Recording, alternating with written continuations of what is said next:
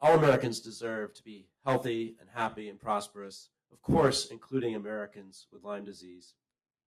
People with Lyme disease also deserve respect and acknowledgement that they are truly suffering from real disease. Many of us were in Martha's Vineyard in September, including Jay and me and the secretary for Tribal Advisory Council, and we heard from the Wampanoag tribe in Martha's Vineyard about the explosion of Lone Star ticks in Martha's Vineyard.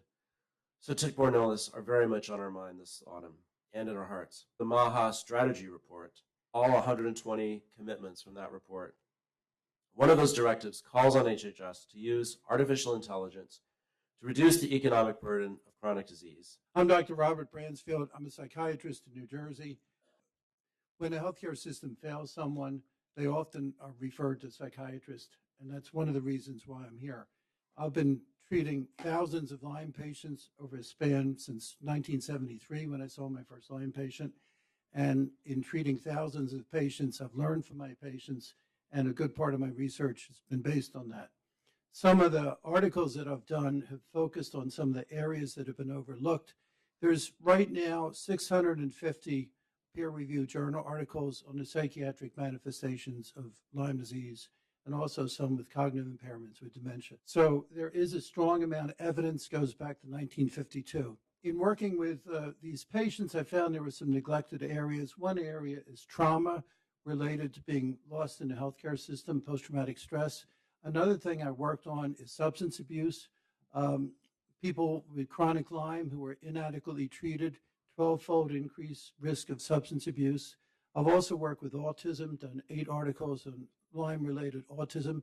It's not just Lyme, but there's 20 infections that I see associated with autism. I've also worked with people with suicide. That was an overlooked area. They die from suicide or drug overdoses. I've also worked with patients who are violent. That's been a big issue, dealt with homicides. A big thing in looking at Lyme disease is that it's a clinical assessment is more critical. There isn't a simple lab test. And in psychiatry, we don't make a diagnosis of depression or anxiety with a lab test. We make it with a thorough clinical exam.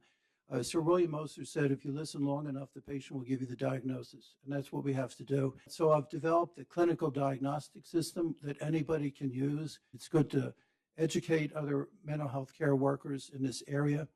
Another article which I did with the Lyme Biobank, in that case, we had a patient who was on my waiting list, and he was a case where he was inadequately diagnosed, inadequately treated, and then he went on to chronic disease, and he got lost in the system, couldn't get help, turned towards substance use.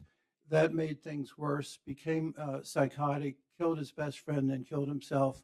And then we did an autopsy. We found evidence of persistent infection in his brain and body that helped explain why he acted in the way he did. This is not just an American problem, it's a global problem. And I think if we can be more clear in broadening out the definition of Lyme disease, it won't just help here, but it would help in other parts of the world. In my past week, I had 2 people that were homicidal, 2 that were suicidal, 1 that was psychotic with an autoimmune encephalitis. We have to help these people today. 4 years ago, as we were using machine learning and AI to develop a diagnostic for long COVID, and along the way, we found some aberrant pattern in the immune system that were intriguing, that had very signature markers of Lyme disease, interleukin 8, interleukin 4, TNF alpha. These are all inflammatory proteins. And we finally developed an algorithm-based system to diagnose long COVID and distinguish it from chronic Lyme, because as a clinician seeing thousands of patients, they all come in and say, oh, I have fatigue, I have brain fog, I have exercise intolerance, I must have long COVID. Well, 4 years ago, when we were first going through those iterations, a lot of these patients ended up having Lyme. And so they probably weren't even adequately treated at the time. When people use the term diagnostics, diagnostics is a very, very broad term. There's diagnostics that say yes or no, you have something. There's diagnostics that say how much of something do you have. There's diagnostics that say you have this versus you have that. or most importantly, in the Lyme context, the need for a diagnostic to say, is the bug active? Is it actively replicating? Or is there evidence of past infection? And I'll add a third condition that we just discovered, that much like in long COVID, there's retention of the pathogen's protein in white blood cells called monocytes that are nothing more than fragments of protein and nucleic acids. We just found the same thing in Lyme. In other words, we found that there were fragments of Borrelia protein in monocytes, and we show that those white blood cells are pro-inflammatory. They're producing all the inflammatory proteins that cause these extensive symptoms: brain fog, fatigue, joint and muscle pain, etc. But the fact remains that there may not even be a replicating bug to treat with an antibiotic in certain cases. And that could be another potential mechanism for chronic Lyme that we have to look at. It may not be all about antibiotics, but immune modulation. We have to think of this differently as organism, disease, treat the organism, the disease goes away. What I tend to approach Lyme as doing is treating the bug and treating the chronic inflammation that results from the bug.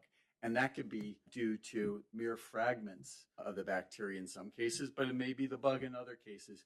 And we need to be able to distinguish that.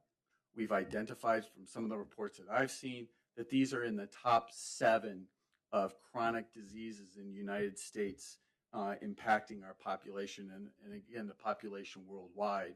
And these are also ones that haven't been adequately addressed from a funding level. So thank you, and I appreciate being here. The reason that chronic Lyme is an invisible illness is because we don't have the test to measure it. People are often still told that they're fine while their bodies are breaking down. And I think one of the real tragedies is that we wait for their bodies to break down to really try to step in and help. And so some of the big innovations that we need are, we have to be able to measure what's happening, and we have to be able to measure it to see what trajectory are you on. At MIT, we're rooted in engineering. And rather than looking at this as a mysterious syndrome, we're looking at this as a set of problems, solvable problems. I lead a clinical study at MIT. It's actually MIT's largest clinical study. It's called MIT Maestro. We are running thousands of tests. We have over 1 million data points per participant. We're looking at hundreds of people who have long COVID or chronic Lyme or acute Lyme and trying to see if they are on track to recover or not, comparing them to recovered controls. These diseases are complex, and clinicians can't exactly ask their patients, is your connective tissue damaged? Is your connective tissue recovering? Is your blood-brain barrier integrity compromised? Are you getting enough blood flow to your brain? But these are things that we can measure and we need to be measuring so that we can really understand the different impact. And so we have all these different measures that we can very finely measure and put hard numbers on different features of neurological dysfunction. So we don't need to say, oh, brain fog, that's a subjective symptom. We don't have a way to measure that.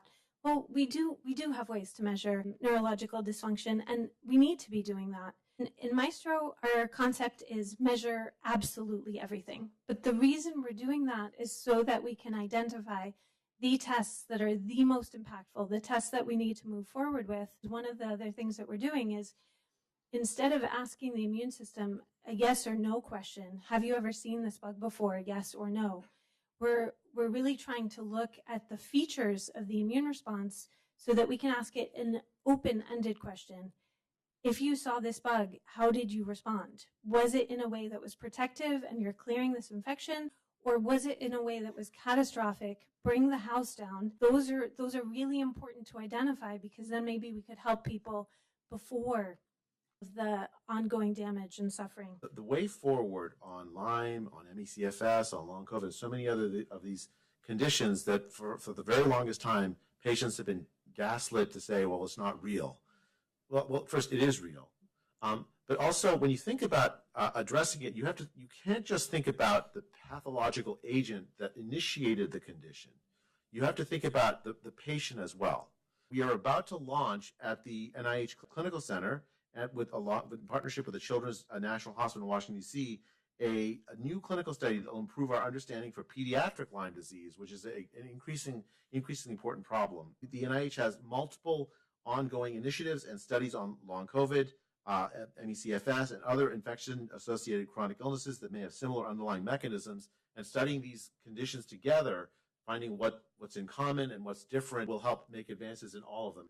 The NIH is committed to contributing to the overall Lyme strategy that the HHS and Secretary Kennedy has launched. I entirely agree with Dr. Jackson. The idea that Lyme is a intractable condition, patients are just making things up, those days are long gone. We're absolutely committed to making sure we do the gold standard science to address your condition, and there's a real potential in a few short years that we'll have much, much better early predictive biomarkers, much better treatments, and real cures, maybe even than ways to prevent it that we don't currently have, but we're headed in that direction.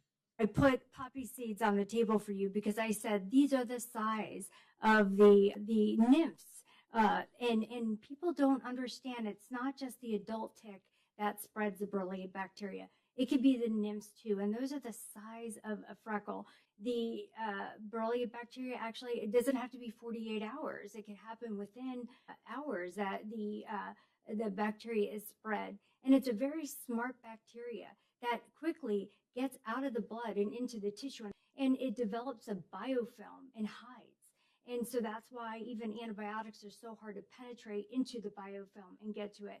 So clinicians need to understand, just educating yourself. Let's take down those barriers. This is a paradigm shift for patients with Lyme disease, but also for clinicians to be aware to test. No longer will you be gaslight. I want you to know your opinion, your experience matters, and you are valued. So the wisdom we get from you, the patient-centered approach is warranted, ensuring that the voices and experiences that are affected by Lyme disease directly shape program. So we've learned so much, but there is so much more to be done. But also there's going to be a fact sheet that's released today with some wins. I think it's a really big deal that the chronic care management guidelines with the G codes help the physicians to see that with the MLN that they can actually get reimbursed to see patients with chronic illnesses, and that Lyme disease is listed on that active as of just 2 weeks ago. That is a big deal for the Lyme community. You are being seen, you are being heard, and we are doing things at HHS for you. And this is the beginning of the journey. This is not the end. Folks here probably know me as a Lyme patient because I was recruited by a tick in 1999 and went through many misdiagnoses for over a decade until I completely collapsed. If I had followed the guidelines, I would be dead today. Fortunately, the patient community shared their wisdom, and I am here on the shoulder of giants like Lorraine Johnson, who founded LymeDisease.org and the My Lyme Data Registry with over 20,000 crowdsourced records from patients who are trying to find answers, and people who shared what got them well. So after trying many things over 3 years, I finally biohacked my way out. But, no one should have to be the FDA of their own body and take such extreme risks. So we need a new approach that puts the patient at the center, because there is no average American, and what works for me may not work for you. And with these complex conditions, we really have to look at the individual and the host response. And I think of myself now as really a data-driven problem solver who loves the science, loves the nerdiness, but give me a wicked problem. Let's unleash all the data we can with radical transparency, and then have the courage to follow the data wherever it leads us. We're at a pivotal moment right now where with your leadership, we can make major investments into really bringing the convergence of things like physics, nano, bio, and AI together to unleash a quantum leap in our capabilities in terms of not only diagnosis, but this enables, in my view, a platform to accelerate novel therapies for many kinds of diseases, including chronic diseases. And some of the things we saw in our clinical trial data is that no patients are the same.